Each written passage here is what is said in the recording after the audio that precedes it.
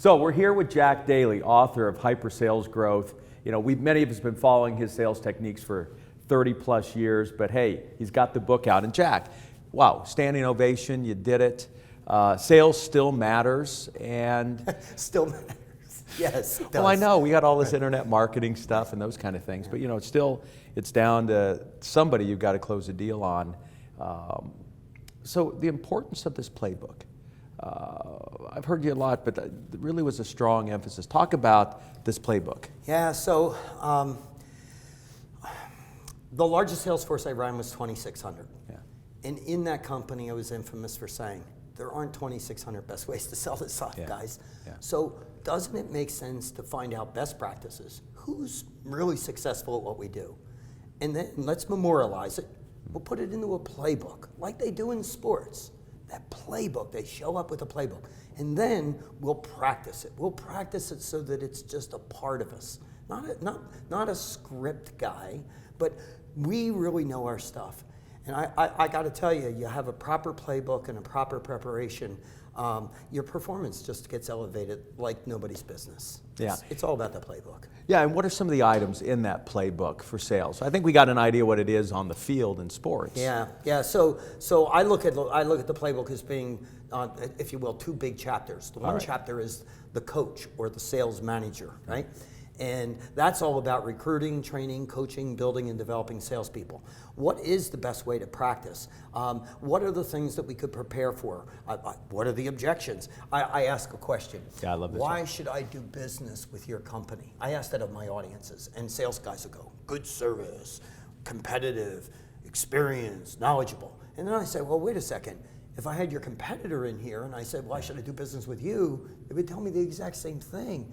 So really, you're just winging it. What is your key differentiators that you could just bury your competitors and every guy have that script out and be ready to go, right?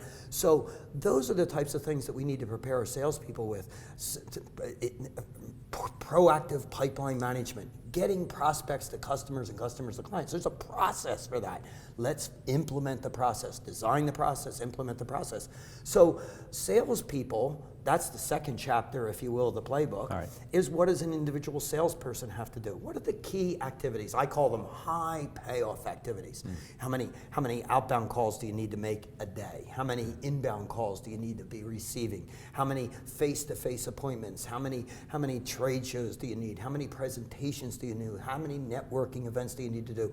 And if we identified those key activities, which we could do again by modeling the top people, and then memorializing them into a book and say, follow the book to success. But how many companies have this?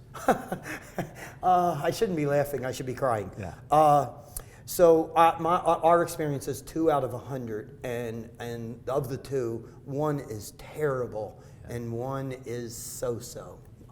I've only had in 20 years of speaking and training on sales, I've only had 1 company that has blown me away.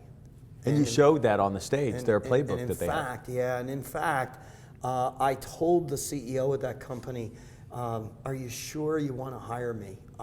Because you guys are so far ahead of everyone else. And he said, no, it's because I bring guys like you in. And then I put it in the playbook. So let's go to the sales manager. I know a lot of folks want to focus on the salespeople. Yeah. But this role's critical. And talk a little more deeply. What's their day look like? What's their week look like? If it's behind a desk and if it's in an office, then it's a fail. We can learn so much from sports teams. The coach is so on the field with his players. You know, one of the coaches that I venerated for years was John Wooden, and the master, UCLA.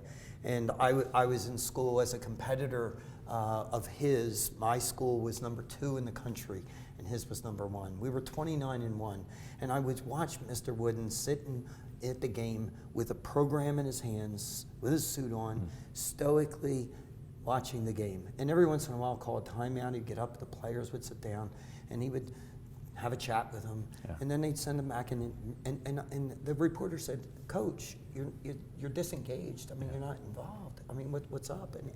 And Mr. Wooden just said, if they haven't gotten it by game day, it's too late. And so it's all about in the preparation. It's so when I think about the sales manager, I say this: you need to spend 4 hours a month in the field with each salesperson side by side riding shotgun. So if that means if you have 10 salespeople that you're responsible for as a manager, that's 40 hours a month just in that one thing, right? And now we're going to talk to you about practicing inside and doing role practice. So we need to identify how many hours you're going to be with your team practicing and doing role practicing. Then we want to talk about what we're going to do from a recruiting standpoint. I think you need at least 15 to 20 people that you're actively recruiting, and you need to be in touch with them at least twice a month each. Now, if I take 15 to 20 people and do breakfast, lunch, dinner, I've got to be another 40. So I'm 40 hours recruiting minimally. I'm 40 hours in coaching in the field. All of a sudden, wow, this is really a full-time endeavor. And I'm not out selling. Oh, myself. no. Look, it's about the word leverage. Here's what I can tell you about me. I've been selling since I was 7. I'm 65. I'm damn good. I'm really good. And I know you've hired, trained, led 10,000 plus salespeople. So you know what you're doing. Yeah, so as good as I am as a salesperson, this is what I do know. I can only make so many calls, I can only take so many calls, and I can only write so many orders. No matter how good I am, that's my limitation.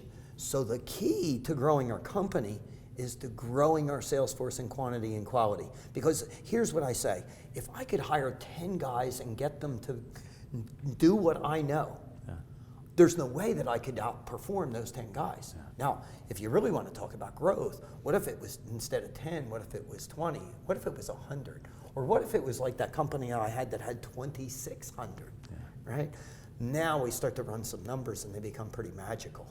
And so, be a coach, and that coach has got to put the playbook together. And that's key. Follow the playbook. And I will tell you that you're not met with welcome open arms by most of the salespeople, because the refrain that you'll hear is, well, I've been in sales for 10 years and I have my own style, right? Can you imagine? Nick Saban has won 3 out of the last 4 years the college football championship, right? And it's all about system and process with Nick Saban. He's a master, right? And I learned from the masters. And can you imagine him recruiting a high school All-American football player and giving him the playbook of Alabama that's won 3 out of 4 years national championship, and the player saying, "Coach, I was player of the year, high school All-American. I kind of have my own style." Do you think that that's hunting at the Alabama football team? I don't think so. But do you know how many companies that's working? Where we back off and say, well, we don't want to kind of upset the cart with that guy. You bet. Right? Jack, always a pleasure to have you here. Thank you. It's fun. Thank you. You bet.